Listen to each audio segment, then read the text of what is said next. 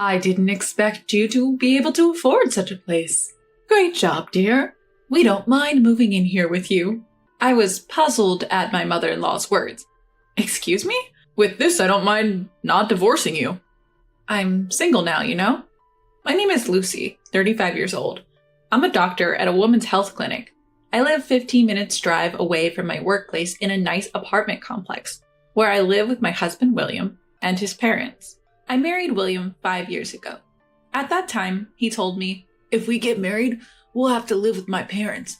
I'm an only child, and I have to take care of them." I knew from the time I was dating William that he was an only child, and I was prepared to live with that, so I replied, "Of course, that's not a problem." So, when I married William, we rented a slightly larger apartment and started living with his parents. When we first started living together, his parents told me, "You're a doctor, Lucy. It must be busy, right? Your father-in-law and I will take care of the household chores and the other things. Just focus on your work." They took care of all the cooking, cleaning, and other chores. Thanks to that, I was able to concentrate on my work. I thought the same was true for William. But half a year later, that drastically changed. Suddenly, William quit his job. Startled, I asked him, "What happened? Why did you quit?" Then, William said, "Well, I think I've done enough. I want to quit here to take a break, and then start again. Plus, even if I quit, we won't have trouble making ends meet with your earnings." Why would you do something like this without discussing it with me? You can't guarantee that you'll find another job, right? What if something happens to me? "There's no point in saying things like that. We have savings, so we'll be fine." Fine, but then the one who stepped into the conversation was my mother-in-law. "Now, don't be so hard on him, Lucy. William has been working hard so far, so he deserves a little break, don't you think? All you have to do is make up for his absence by working harder." Her words left me speechless.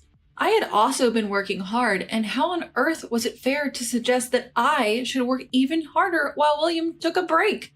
That's ridiculous. It's not like William was the only one having a tough time. At my words, my mother-in-law's face changed. Suddenly, she raised her eyebrows and said, "Now, let me tell you something, Lucy. You're not the only one who has it tough. While you were at work, your father-in-law and I were taking care of the house.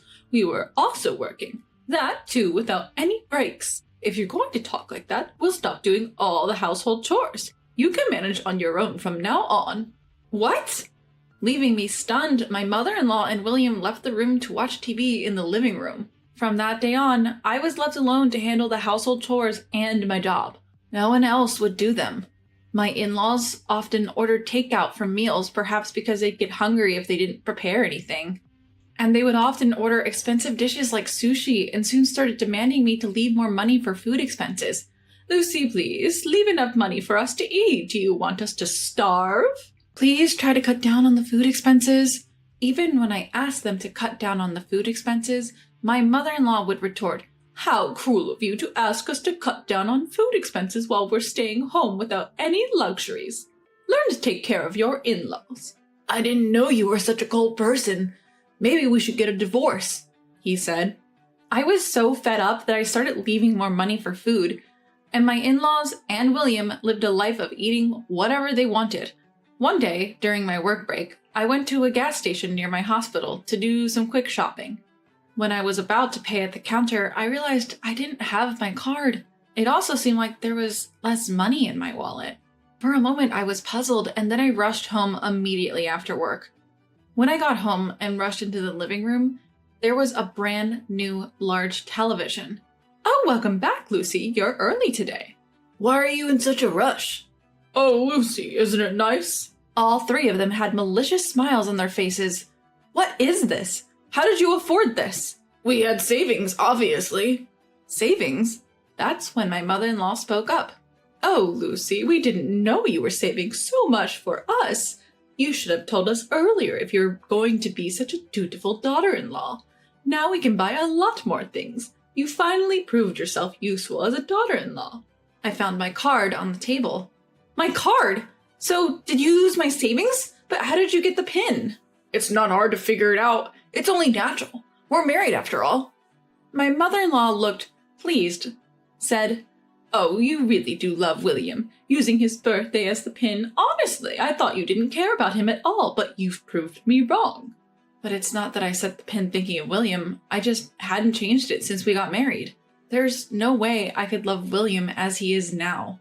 Then, my mother-in-law and William, getting carried away, said, "Well, you haven't acted right as a daughter-in-law so far, so there's no point in making a fuss about this. The only way you can honor us is with money. Just quietly hand over your savings to us. From now on, please hand over $4,000 a month. From now on, don't squirrel away your money behind our backs. Make sure to give us our fair share," William had the audacity to add. Infuriated by their brazenness, I retorted, "This isn't a joke. Why should the money I earned go to your pocket money? If you want money so badly, work for it. This goes for you, mother-in-law and father-in-law too.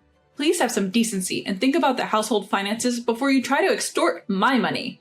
Stunned, the three of them fell silent for a moment, but it didn't take long for my in-laws to snap back. "What an insolent daughter-in-law you are! Is that how you address your mother-in-law? We can't sense any gratitude. We don't need a daughter-in-law like you for anything other than money." "What an audacious remark from a daughter-in-law whose only worth is her money! There's a limit to disrespect," fumed my father-in-law. "Enough of your nonsense," William yelled and went to his room. I thought he had gone for good, but he came back to the living room holding a piece of paper which he thrust at me. "I have something for you." It was a divorce paper. What's more, William's name, as well as my in-laws' names, were duly filled in the witness section. "Go ahead. File it if you dare. But you will have to move out of this condo. I can't be living with a stranger, you see." Unlike his wife, William is competent.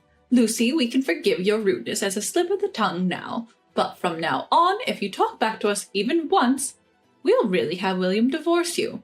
The three laughed their souls out. The sight got my blood boiled with anger. But so did an equal measure of joy. But it's too early to get back at them. Suppressing my urge to leap for joy, I said, "Well, I'll start moving out some of my stuff and other essentials," and headed for my room. My in-laws and William looked puzzled. Did they think I would apologize out of desperation if they mentioned divorce? What a naive thought. The divorce papers even had a signature on them. I quickly packed up my valuables and said, "I'll be leaving now. Please don't come to me even if you're in trouble." With that, I left my condo. Of course, taking the divorce papers with me. I stayed at a nearby business hotel that night. I canceled the card William had used online. When I checked my balance, the card, which once had over $10,000, only had $3,000 left. I really wondered what they had spent so much money on. My savings are not limited to that account. Just in case, I have ample savings in 2 other accounts as well. While it hurt to have $7,000 spent, I thought it was inevitable if it meant cutting ties with that family.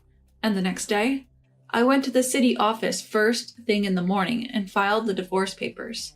The divorce papers were accepted, and when I checked my family register certificate just to be sure, I was indeed divorced. Finally, I had cut ties with that mother and son. While I wanted to jump out of joy, there were still things that needed to be done. I went to a real estate agency and took care of 2 matters. One of them was buying a house for myself using the money I had saved over the years. Through this experience, I truly understood the importance of living my own life freely. I never knew when or how that freedom might be taken away. I realized how important it was to take immediate action when I wanted to do something.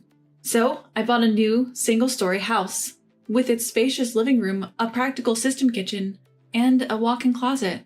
Everything was mine. I bought all the furniture that day and moved what I could into the house. The next 3 days were spent shopping. While it was hard to get everything I needed, it was the most fun I'd had in a long time. Replacing everything with new items required a substantial amount of money, but I thought it was a worthy expense for a new start. A few days later, around 8 p.m., my doorbell rang. I was in the middle of dinner and wondered who could be calling at this time. When I checked the intercom, there stood William, my former mother-in-law, and my former father-in-law, a sight that was almost nostalgic. I knew they'd come. With that, I went to the door and opened it. William immediately confronted me with great force. "Hey, what the hell are you thinking? Moving out without telling anyone is crazy." At that, my former in-laws tried to calm him down. "William, calm down. We said we would complain after we've calmed down. Remember, right, dear?" "That's right. Look, isn't it a good house? It looks more spacious and comfortable than our current condo." As they said this, the three of them barged into my house without permission. Wait a minute. Don't just barge into my place. I tried to stop them, but... Shut up. This is our house. What's wrong with us coming in? With that, the three of them went ahead and entered my house. The furniture is not to my taste, but the overall build is decent. I admit, it might be more comfortable than our current condo. I didn't expect you to be able to afford such a place. Great job, dear. We don't mind moving in here with you. Excuse me? We're telling you that we approve this condo. That we'll live here with you. We might even forgive your previous impotence. You're pretty low level as a daughter-in-law, but we could appreciate your thoughtfulness of preparing this place for us. I wonder if William would be satisfied with this. I guess I can forgive this. I don't mind staying married to you if we can live here. Excuse me? Who's your wife? And who's not getting divorced? Unsure of my question's intent, the three exchanged glances. I'm not married, you know. I'm single. Silence filled the room. Rather than being stunned, the three seemed to not understand the meaning of my words. Huh? What nonsense are you spouting? You think you can get away with all the disrespect you showed us? I shoved the divorce certificate right into William's stunned face. His and my in-laws' faces changed color upon seeing it. Lucy, how dare you do such a thing without consulting us? Do you think you'll be forgiven? Yep, I did. You gave it to me for that purpose, didn't you? Lucy, how dare you do such a thing without consulting us? Do you think you'll be forgiven? What do you mean forgiven? Your names were also clearly written on that divorce notice, weren't they? Writing your names there means you've made a decision, right? You were the ones who prepared the divorce papers in the first place, weren't you? William clearly told me to file it if I could, so I did. What's the problem? At that, the three kept their mouths shut, with red faces. I decided to press further. By the way, you're the ones who kicked me out. You seem to have forgotten, but the condo you guys live in right now is under my name. Now that we're strangers, I have no need to keep that contract, so I've canceled it. If you don't leave within a week, you guys will be evicted out of that place. You... Their fiery red faces quickly turned pale, and then I launched my final attack. I held my phone and made a call. Oh, hello, I'm sorry, but there are 3 people who forced their way into my house. Yes, I have trespassers here. Please come immediately. The address is... I had called the police. Everything was perfect. Don't think you'll get away with this. What a daughter-in-law. I can't believe you'd go so far as to call the police on your family. Remember this. How disrespectful of you. Each spat their parting words and fled from the house. And yet, I've been saying that I'm single. And so, my battle finally came to an end. I thought that those 3 would launch an attack at the hospital where I worked, but surprisingly, they never showed up. They seemed to have stubbornly stayed in the apartment even after the termination notice period of a week. And once I received a call from the real estate agent. However, I told them, those people are complete strangers to me, so it seems they were charged with trespassing and taken care of by the police. Afterwards, each of them was fined $1,000, but to no one's surprise, they didn't have such money. A relative from the countryside paid on their behalf, and apparently they were all forcibly taken to the countryside. By now, they are probably helping out on a farm for free at the relative's house. As for me, everything is going smoothly. My new life is so comfortable since I'd completely forgotten how wonderful living alone could be. Having been away from living for myself rather than anyone else for a long time, each day feels fresh. From now on, I plan to enjoy each day to its fullest, in order to make the most of my life. Sadie's room is now mine. Saying that, Megan smirked with a nasty grin. I felt a strong disgust at her expression. No good wife should live in the warehouse. Joining in Megan's cruel joke, my mother-in-law Abigail and father-in-law Ethan began to drive me out. I thought we were close, but it turns out they're on Megan's side after all.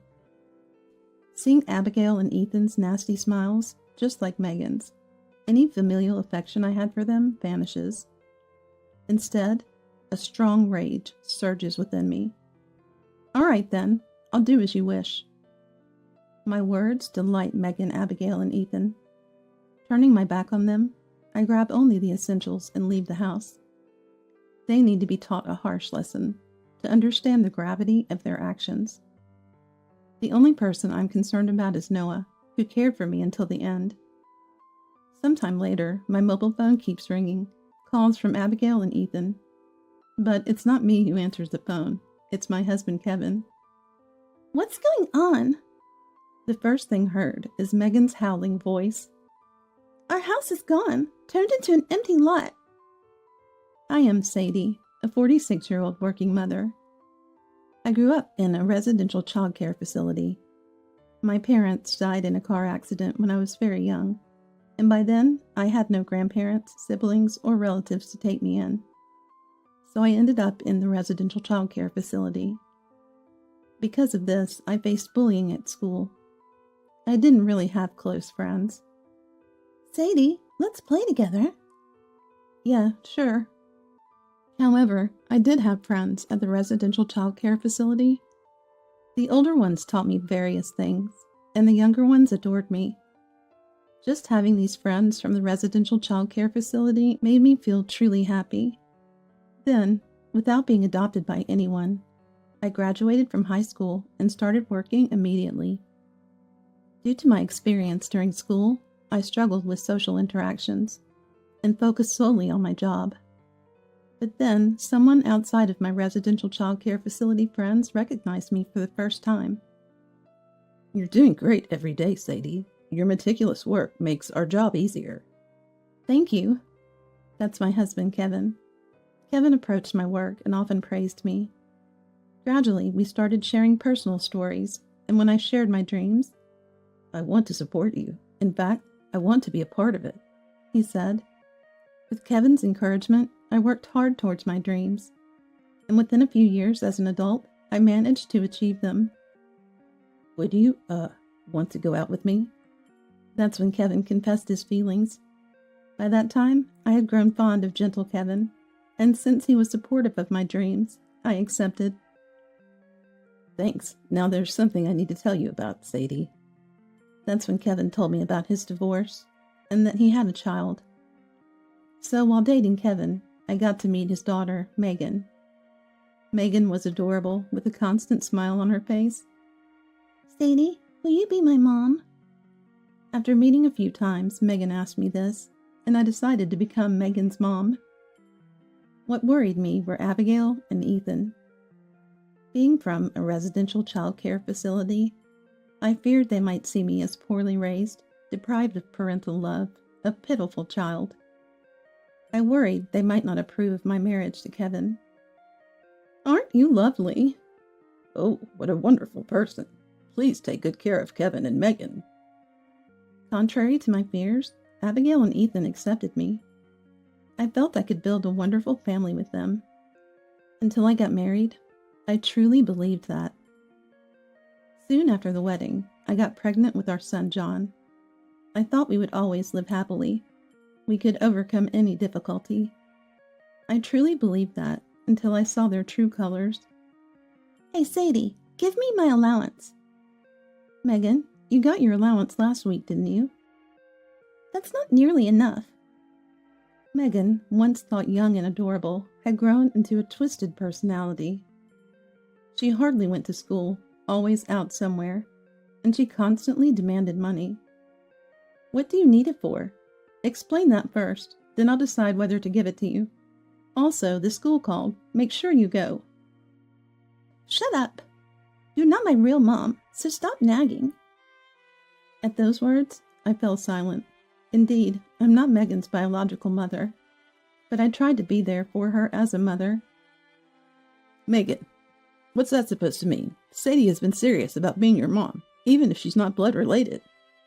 Kevin scolds Megan in my stead as I fall silent. Whatever, I'm done. Megan? I'm going to Dad and Mom's, okay? I'll call Dad, so just leave me alone. Megan storms out, sulking after being scolded by Kevin. I know where she's headed.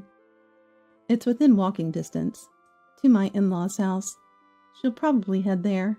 Please don't spoil her. Send her back. Before Megan arrives, Kevin calls Abigail and Ethan. However, they dote on Megan and have never heeded Kevin's advice, even once. Megan was abandoned by her real mom, a poor girl.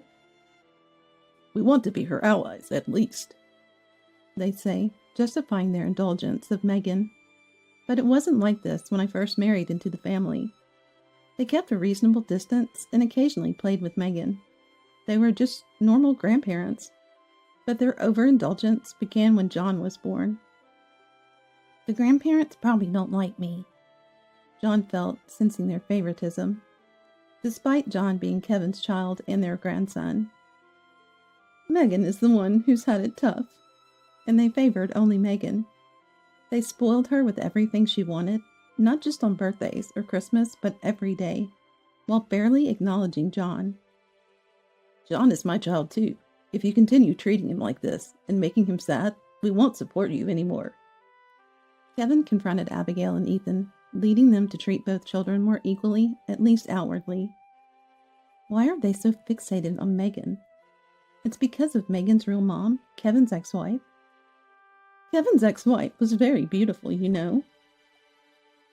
We've known her since she was little. Not that we're saying anything bad about you, Sadie. You're doing great, really. Please, don't worry about it. Kevin's ex-wife was a childhood friend of Abigail and Ethan, and their favorite, so I've heard about her many times, and Kevin's bitter memories of her. Kevin wasn't interested in romance back then and saw her only as a good friend. But under pressure from others and strong advances from his ex-wife, they started dating. Then she got pregnant while in college. That's when the parents told me to take responsibility and marry her. But his ex-wife was, so to speak, a serial cheater. She had multiple men aside from Kevin and disappeared after leaving baby Megan behind, shortly after quitting college due to her pregnancy. Kevin and Megan's search found her living with a wealthy man she was seeing. They divorced, settling alimony and child support in a lump sum during the divorce proceedings. I do feel sorry for her too, but just pampering her won't really help Megan. I understand how you feel, Sadie, and actually, you're right. That's why I had sympathy for Megan and was determined to become her real mom. But after remarrying, she turned against me, saying, "You're not my real mom." Especially when I was pregnant with John, she found it disgusting and even tried to push me down the stairs. Luckily, Kevin was there to save me. Megan is growing up to be more like her real mom. Watching Megan, I sigh with a tired and troubled expression. Kevin, it isn't your fault. You're a good dad to both Megan and John. I soothed Kevin, wondering what to do. This situation isn't good for Megan, but moving because of our jobs is difficult, and separating Megan from Abigail and Ethan seems unlikely. What's wrong, you two? John, concerned, approaches us as we're lost in thought. We hastily reassure him that it's nothing and shift our attention to him. That day, Megan stayed at the in-laws' house and didn't return. Time passed and somehow Megan managed to graduate from high school. "I'm leaving home today," Megan suddenly announces, leaving me and of course Kevin shocked. What's happened all of a sudden? "I'm pregnant, so I'm leaving." At her words, Kevin's face turns into one of anger. He must be thinking of his ex-wife, who vanished during her student days after becoming pregnant. Megan, didn't I tell you not to end up like your mother? And yet... Shut up. What I do is my business. Fine. If you want to be that way, leave. I disown you, Megan. Don't ever call yourself my daughter again. Kevin shouts. That's what I planned from the start, Megan retorts. She left so easily because, apparently, Abigail and Ethan had been funding her. I told you not to spoil Megan. And to give her money after she made a mistake? What are you thinking? Calm down, Kevin. Kevin storms over to Abigail and Ethan's place, and I manage to calm him down. John then looks at Abigail and Ethan. Megan turned out that way because Grandpa spoiled her. If you cared about her, you should have stopped. John and Megan were never close. He admired her when they were younger, but soon realized her true nature and distanced himself. After being repeatedly called dark and academically poor by Megan, John was determined to prove her wrong by studying hard. Perhaps because of this, John, still a grade schooler, seems to think like an adult. I'm glad Grandpa and Grandma didn't like me. It made me grow up properly. Abigail and Ethan were shocked by John's words. They never imagined John knew they disliked him, much less that he'd be saying disliked was a good thing. We're sorry. We were wrong. Then Abigail and Ethan apologized, regretting their overindulgence, thinking it was out of pity. It's too late for understanding. Calm down. I soothed Kevin while stroking John's head. But I'm not a kid. Stop it. he protests. Looking at him, I realize John might be similar to Kevin. His stern approach to Abigail and Ethan is strikingly similar. The irritation towards Megan seems to vanish, witnessing John's growth.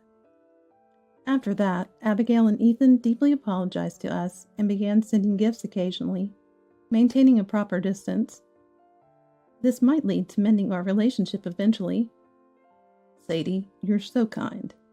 Kevin smiles, looking slightly troubled by my words. To me, they are among the few who accepted my background from the residential child care facility, apart from Kevin. That's why I wanted to believe in them. Seeing my explanation, Kevin looks thoughtful. Something on your mind? No, nothing. He gently shakes his head with a smile. We continued our peaceful life, keeping a suitable distance with Abigail and Ethan. John, as he grew, started taking an interest in our work. I want to do the same work as you, Dad. Eventually, he expresses such a desire. We support John's dream. Being studious from a young age, John sometimes seeks our guidance. Each time we teach him, and as he grows, his understanding deepens. We could feel John's growth. On the other hand, Megan, after receiving money from Abigail and Ethan, became unable to reach. We don't know where she is now, and have decided to leave it be. Am I heartless? Not at all. You've done enough, Mom. Kevin and John reassure me when I voice my concern. I smile and thank them. Even though I say that, I still wonder. I look at old photos. There's Megan smiling. How did it turn out like this? I murmur, looking at Megan's photo. I thought I had been supportive enough. I shouldn't dwell on it forever. Megan will surely live strong wherever she is. Now I focus on John's future. It took years, but I managed to move on. Years passed, and John, once a grade schooler, is now in college. I've been thinking about my future and decided to move out, maybe near the university. With that, John starts living independently with his college admission. We visit occasionally, and despite struggling with unfamiliar household chores, he seems to be managing well. Sadie, can we talk about something? What is it? Right after John moved out, Kevin approached me with a concern about his parents' house. The house is getting old and needs repairs soon. However, the renovation costs are significant, and Abigail and Ethan can't afford it alone. Why don't we live together then? Really? Are you sure? I don't mind. Of course, if you're okay with it. By that time, our relationship with Abigail and Ethan had improved. So we discussed and decided to buy a house where we could live together. Thank you for suggesting we live together, Sadie. We'll make sure not to trouble you. True to their word, Abigail and Ethan didn't interfere with us, always notifying us in advance when they wanted to visit our part of the house. We sometimes shared meals, but mostly we continued keeping an appropriate distance. One day, Kevin had to go on a long business trip abroad. If anything happens, don't hesitate or worry about the time. Just contact me immediately. Don't feel reserved because they're my parents. I understand, don't worry. Kevin was concerned until the last moment, but I reassured him and saw him off. In reality, my relationship with Abigail and Ethan remained unchanged. Each of us not intruding more than necessary. I got busier with work, and my return home became later than before. A month passed, and Kevin was able to focus on his work without worry. Then, unexpectedly, It's been a while. Megan. Megan suddenly appeared at our house, with 4 children in tow. You've come back, Megan. Welcome back, Megan. Unlike me, startled by this sudden visit, Abigail and Ethan welcomed her with smiles. I later found out that Abigail and Ethan had been in touch with Megan even after she left. From today, the kids and I will live here. Her sudden declaration left me unable to comprehend.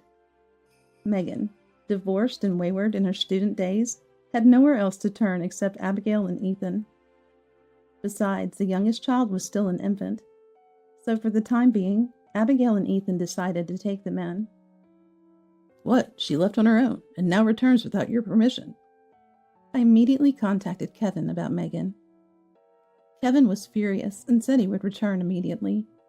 However, being abroad and entangled with work, returning right away was difficult. Don't worry, for now, they're with Abigail and Ethan, and if anything happens, John can help. Despite reassuring Kevin, Megan's return disrupted our harmonious relationship. Megan continued her usual behavior, leaving her children with Abigail and Ethan and going out daily. Sadie, can I ask you for a favor? Abigail and Ethan, now elderly, couldn't handle the young children on their own. So I switched to remote work and started taking care of the children during work breaks. Eventually, it became a norm for Abigail and Ethan to leave the children with me, coinciding with Megan's departures. I'm sorry for always being a bother. It's not your fault, dear. I'm about to start work. Can you manage alone for a while? Yeah, it's fine. Everyone's napping, and I have homework to do. Fortunately, the oldest, Noah, is a responsible and kind child, actively taking care of his siblings. He helps with household chores, always looking apologetic, making me feel sorry for him and letting him in. It's probably my fault for always accepting them. But the main issue is Megan, who leaves her children and goes out. Hey, Megan. What? No need to raise your voice. I can hear you. One day, I decided to confront Megan, who had just returned home in the morning. As a parent, Megan, you should properly take care of your children. You're as nagging as ever. Besides, you're living here too, so you should help out more. Megan's words puzzled me, and I couldn't help but tilt my head in confusion. Apparently, Abigail and Ethan had been complaining to Megan about me not doing enough household chores while living together. Megan's words made me involuntarily glance at Abigail and Ethan. Is that really true? Absolutely. What does Kevin's wife do? Locking herself in her room, not lifting a finger? I was dumbfounded, never having heard such complaints from Abigail and Ethan before. Megan, catching my attention, suddenly exclaimed, "Oh, that's right," as if struck by a thought. "If you can't fulfill your role as a wife, then leave. That way, I can use your room, and with you gone, I can stay in the house without any nuisance. It's a win-win, so leave." I was bewildered by her words. I felt my anger rising, but noticed Noah watching us from the corner of my eye. I didn't want to argue with Megan in front of Noah. Yet Megan laughed, as if she'd come up with a great idea. "I'll be taking Sadie's room." Megan sneered. I felt intense disgust towards her. "Useless wives should live in the storage room." Abigail and Ethan, agreeing with Megan, started to drive me out. I thought we had been close, but they were siding with Megan. Seeing Abigail and Ethan's mocking smiles, any familial feelings vanished. Instead, I was filled with rage. All right, I'll do as you wish. Megan, Abigail, and Ethan were delighted with my words.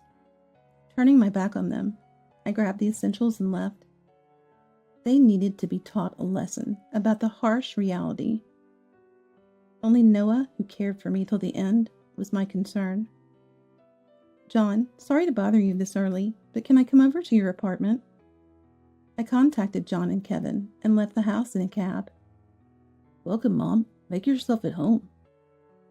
Sorry for the sudden visit. I then visited John's apartment, where he warmly welcomed me, having been informed. "What did Dad say?" "He'll be coming back as soon as he can." A few hours after our conversation, Kevin managed to return and joined us. "Megan and the parents. I won't forgive them." "Calm down. I'm not planning to let this go either." We then started strategizing. Firstly, the children. If things remained as they were, Noah and his siblings would be unhappy. We decided to completely separate Megan from Noah and the others. "Understood. You know nothing." "Got it." Kevin pretended to be clueless and contacted Abigail and Ethan. He put it on speakerphone so John and I could listen. Initially wary, Abigail and Ethan relaxed once they believed Kevin was unaware. Since you seem to be getting along well with Sadie, I was thinking of sending the three of you on a trip together. I'll send 3 travel vouchers, so have fun. Kevin then gifted them a trip. As we anticipated, Abigail and Ethan left the house with Megan, overjoyed to be going on the trip without me. During their absence, Kevin, John, and I returned home. Sadie, you're back. I'm sorry for worrying you. It's all fine now. At home, a tearful and anxious Noah was holding his siblings. I immediately took the children under my care and started packing their belongings. Noah, do you know your dad's contact details? Yes, I remember. Can we call Dad? Yes, we can. Fortunately, Noah knew his dad's contact information, so we were able to reach out to Noah's dad. It turns out Noah's dad comes from a wealthy family and chose to divorce Megan after learning about her infidelities. Like mother, like daughter, huh? Kevin mutters, prompting a wry smile from me. Apparently, Noah's dad had intended to take custody of all the children. However, before the discussions could conclude, Megan disappeared with the kids. He had been searching for them ever since. He was grateful when we contacted him and quickly came to pick up the children. Sadie, thank you, and I'm sorry for all the trouble. Noah repeatedly expressed his gratitude and apologies while looking happily at his siblings going to their dad. We watched them leave with smiles and then got to work. Well, with this, there were no more regrets. Hello, I have a request. I contacted a real estate agent while Kevin arranged various matters, and John helped with the move. Working together, the house was soon emptied. We completed all necessary procedures and decided to move. I can't wait to see their faces.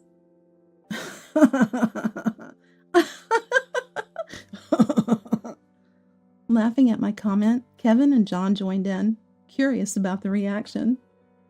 Sometime later, my mobile phone received numerous calls from Abigail and Ethan. Kevin, not me, answered the phone. What's going on? Megan's phone was the first thing we heard, full of uproar. Kevin wore an exasperated expression.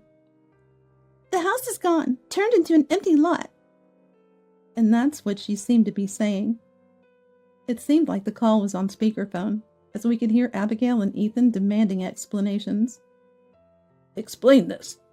Where are the children? What do you mean by that? What are you talking about? The house was bought by Sadie, paying a monthly mortgage of $2,000. It's Sadie's right to do as she pleases. Wait, Dad? Sadie's paying a $2,000 mortgage? Megan sounded bewildered, clearly not expecting Kevin's answer. Her tone, previously confident, was now filled with confusion. For now, Megan, your mom and dad's belongings have been sent to the apartment. Go there. Kevin explained coldly. We'll discuss this later at a place of our choosing. Stay quiet until then. With that, Kevin ended the call. The real game was about to begin. A few days later, we summoned them to a restaurant. A disgruntled Megan arrived, accompanied by Abigail and Ethan, who were trying to appease her. Upon seeing me, Megan glared sharply. What have you done to our house? Sitting there, listening to Megan, we couldn't help but feel astounded. Does Megan truly lack any sense of parental responsibility? Shouldn't your first concern be about your children?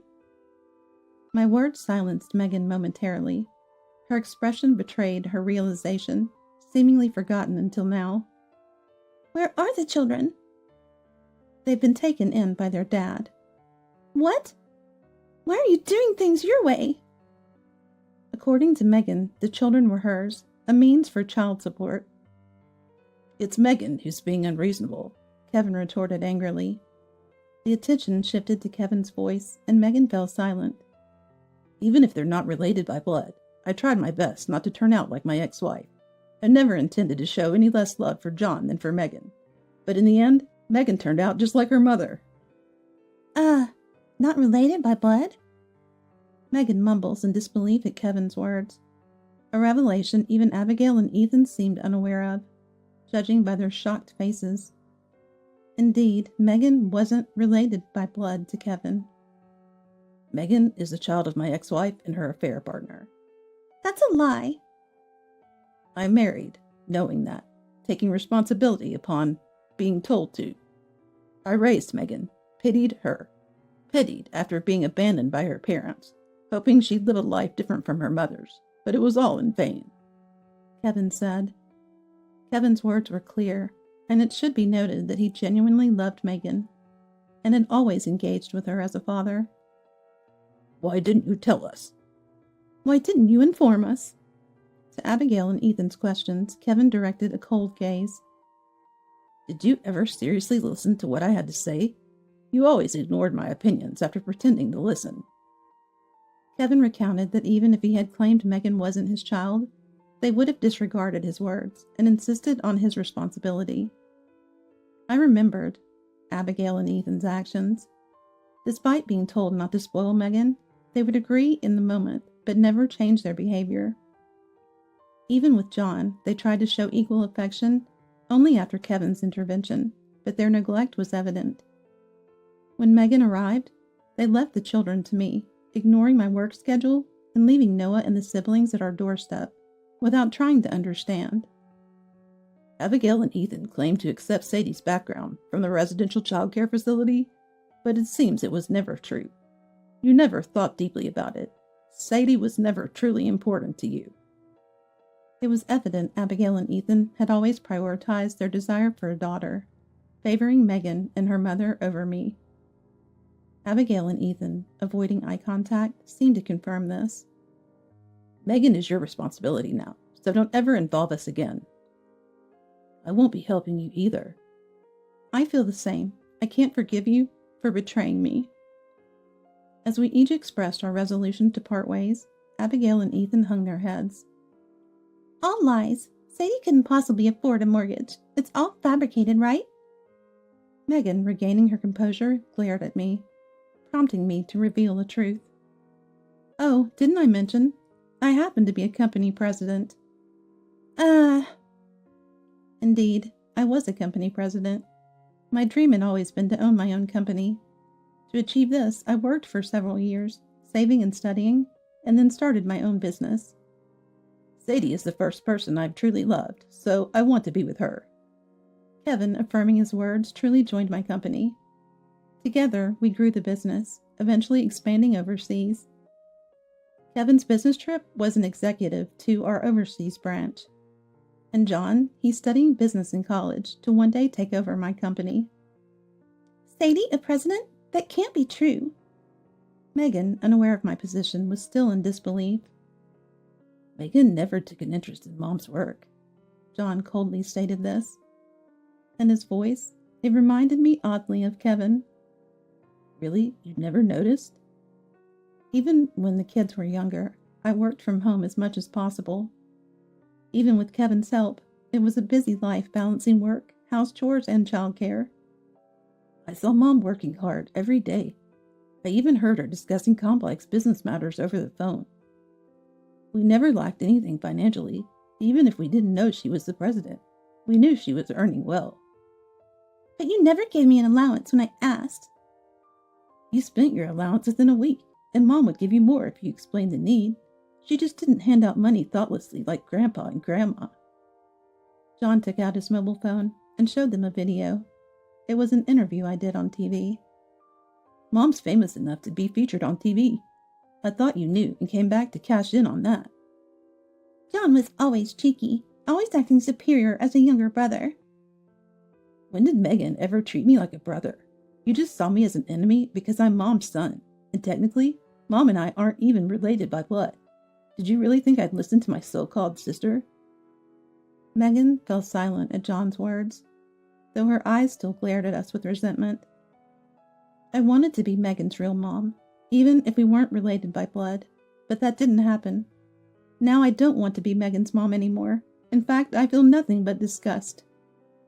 This can't be happening. It's all lies. From now on, no more support, no more help. You're on your own. Kevin declared this as we stood up, paid our share, and left the restaurant. My life is ruined because of Grandma and Grandpa. That's our line. If only Megan wasn't here. We can hear their loud argument as we left. Kevin and I then returned home safely. Our home, with its spacious yard, was peaceful as we discussed what to do with it. Please, tell me where the new house is. Abigail and Ethan reached out to us, but we chose to ignore them. After we left the restaurant, Megan, Abigail, and Ethan apparently had a fight. During the altercation, Megan broke some property and assaulted an intervening staff member, leading to her arrest. Additionally, it was revealed that Megan had been engaged in marriage fraud. It seems she was gallivanting at night, flirting with numerous boyfriends, hinting at marriage. And that led to the filing of complaints. Yes, and that compounded her charges, allowing Noah's dad to secure custody. I shared. After moving to our new house, Megan's ex-husband brought Noah and the other children to visit and filled us in on Megan's situation. Seeing Noah happily living with his dad brought us relief. Despite repeated calls from Abigail and Ethan pleading for help, we remained silent. Dependent on our support, their lifestyle plummeted when we withdrew it. Having overspent on Megan, they had no savings and were now facing debt from the damages Megan caused at the restaurant. Relying solely on their old age pension, they were forced into part-time work in their old age. Actually, they even showed up at my college. Are you all right? Yeah, I noticed them immediately and called the police before any contact could be made. John's calm demeanor was a relief. The part-time job they had also ended due to the police incident, pushing them further into poverty. In stark contrast to Abigail and Ethan, our lives were thriving. My company's successful international expansion led to rapid growth. Despite the busyness, Kevin and I enjoyed fulfilling days. Oh, by the way, I've got a girlfriend. I'll bring her over to meet you, okay? John introduced us to Mia, a kind and sincere person, the opposite of Megan. It was too soon to judge, but seeing them happily together, I felt Mia could be trusted with John. Sadie, once work calms down, how about we go on a trip? Sounds wonderful. I smiled at Kevin's suggestion, looking forward to the trip and focusing on my work. Years passed. John joined the company as my successor, working hard every day. Mia, wanting to support John like Kevin did, also joined our company. The couple now lived nearby, happily married. It turns out Mia also grew up in the same residential childcare facility as you. This revelation brought Mia and me closer. Today, John and Mia were visiting. I prepared a delicious meal to welcome them. During their visit, Mia shared the news of our soon-to-arrive grandchild, filling us with joy and excitement.